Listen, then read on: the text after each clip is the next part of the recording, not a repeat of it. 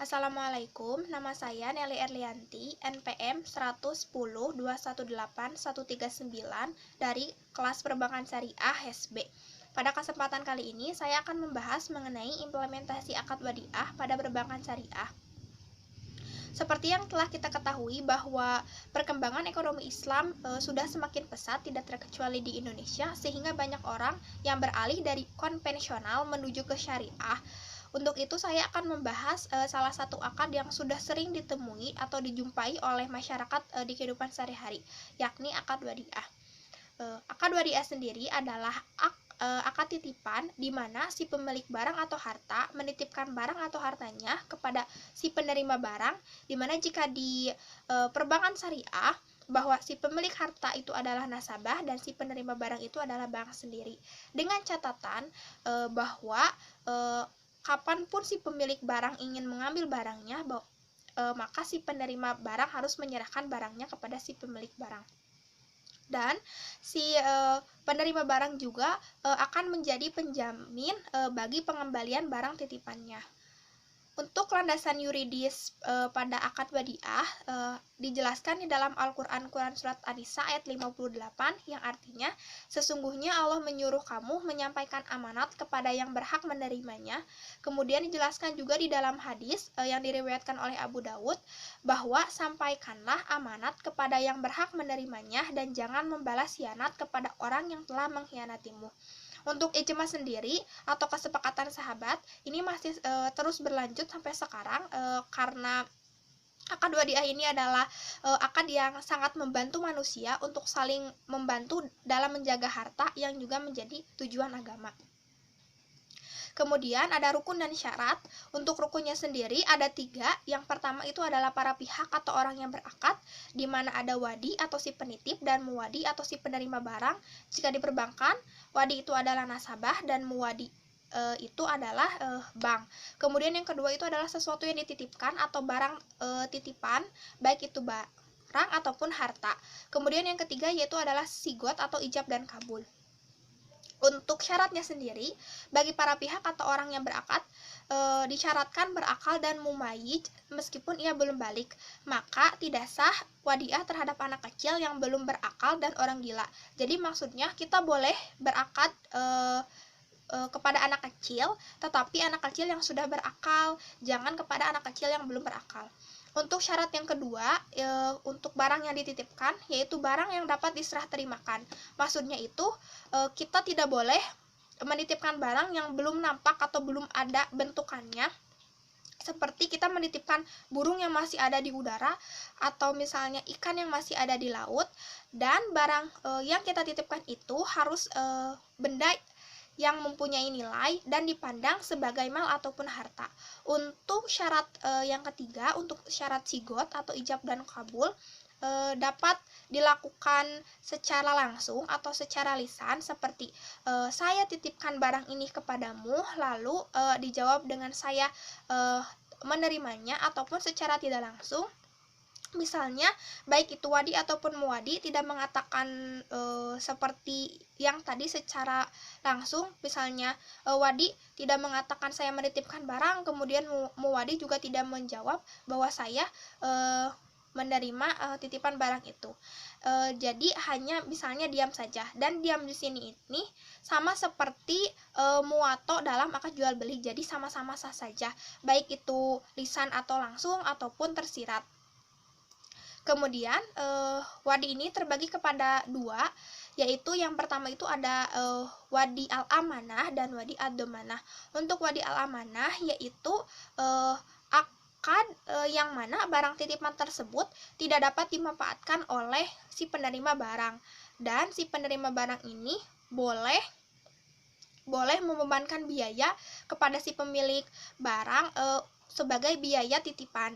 Kemudian jika akad wadi ad-domanah, akad ini di mana barang titipan tersebut boleh dimanfaatkan oleh si penerima barang, dan hasil dari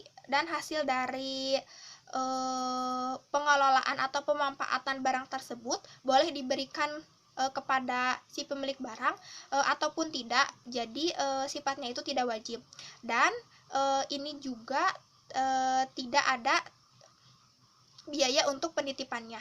Kemudian untuk selanjutnya kita bisa lihat di skema wadiah ya amanah, misalnya nasabah menitipkan barangnya kepada bank, lalu bank akan membebankan biaya kepada si nasabah sebagai biaya penitipan karena barang tersebut tidak dapat dikelola.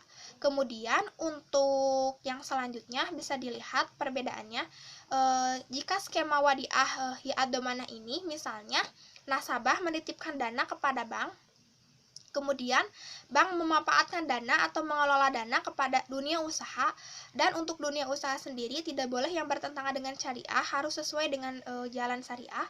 Kemudian dari pemanfaatan dana tersebut maka bank mendapatkan hasil atau mendapatkan keuntungan.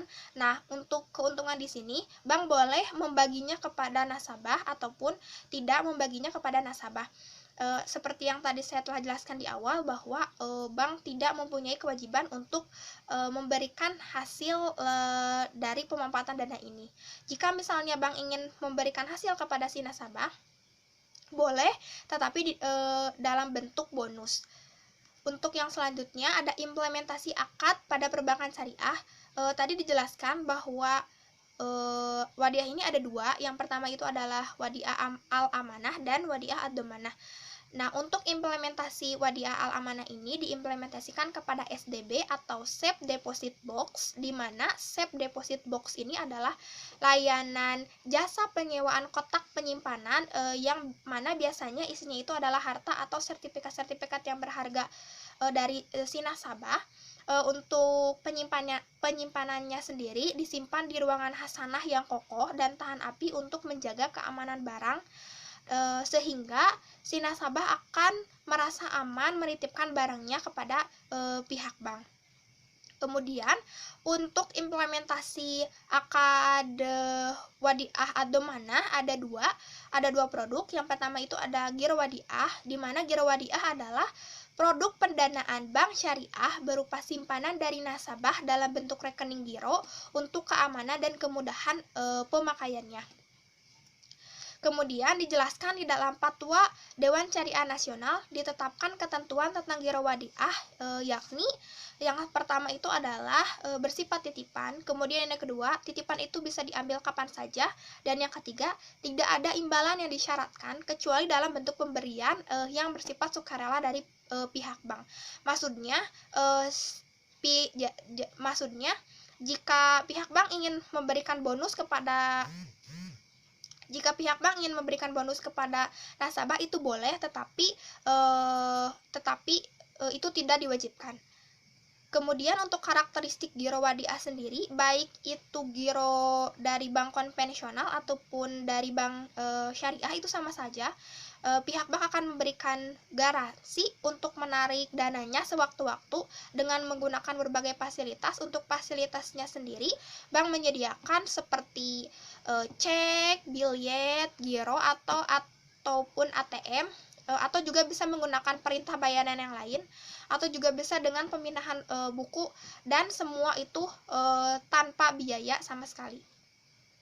Kemudian untuk produk yang kedua, untuk implementasi akad wadiah ad-dhamanah, yakni ada tabungan wadiah, di mana tabungan wadiah adalah produk pendanaan bank syariah berupa simpanan dari nasabah dalam bentuk rekening tabungan untuk keamanan dan kemudahan pemakaiannya. Untuk karakteristiknya juga sama saja, baik itu di bank konvensional ataupun bank syariah.